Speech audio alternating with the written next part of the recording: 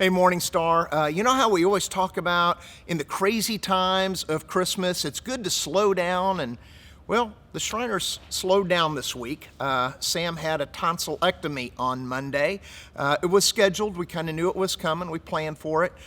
Quick surgery, only about 15 minutes or so, and that was really the easy part. As you may know, the healing time is what hurts so badly, especially the older you get. I really don't know, because when I was a child, I had my tonsils out, had my adenoids removed. They grew back a second time, had them cut out, but honestly, I don't remember a thing. I was too young and just no clue. I just know that they were taken out. However, I guarantee Sam is going to remember this recovery for the rest of his life.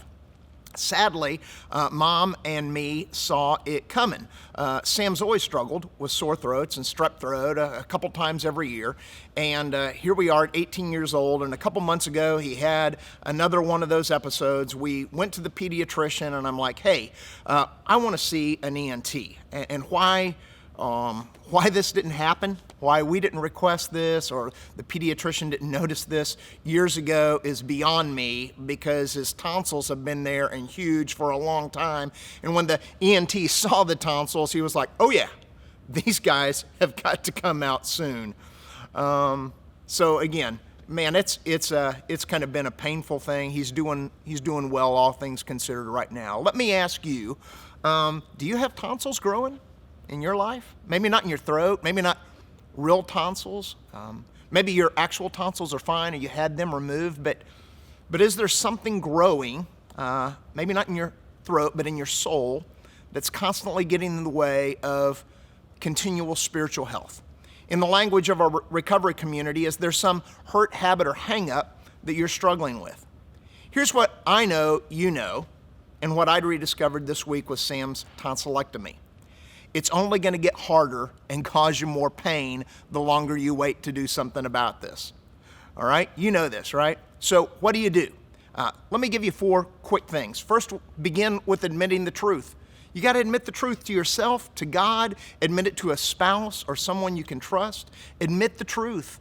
And then make a plan. It doesn't matter, if you know it, you got to act on it, right? So make a plan. Figure out what you're going to do when that temptation arises. Be ready, because temptation doesn't come when you're prepared. It usually comes when you're tired and lonely, when you're most vulnerable. So make a plan, all right?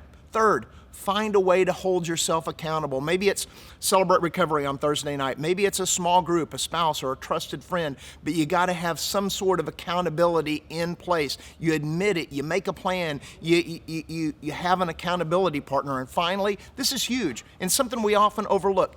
Celebrate every time you conquer that temptation. Give yourself a high five every time you're tempted, but you overcome that. Give yourself a high five. Start a log or a journal, or just make a tally mark every time you have a victory. Then go to God and give Him thanks for that victory. Hey, here's the deal. Something inside of you is growing. It's either temptation or it's the Holy Spirit. Something is growing. Every time you nip sin and temptation in the bud, what happens is the Holy Spirit has more room to grow inside you. And each time the Holy Spirit grows, you have more strength to battle the sin or temptation. Hey, please know, I'm praying for you. I'm praying that you have victory this week. I'm praying that you're not going to wait till New Year's and set a resolution. I'm praying that you're going to go to God this week and begin to have victory. Have a great week. Merry Christmas. I'll see you in worship this weekend. God bless you.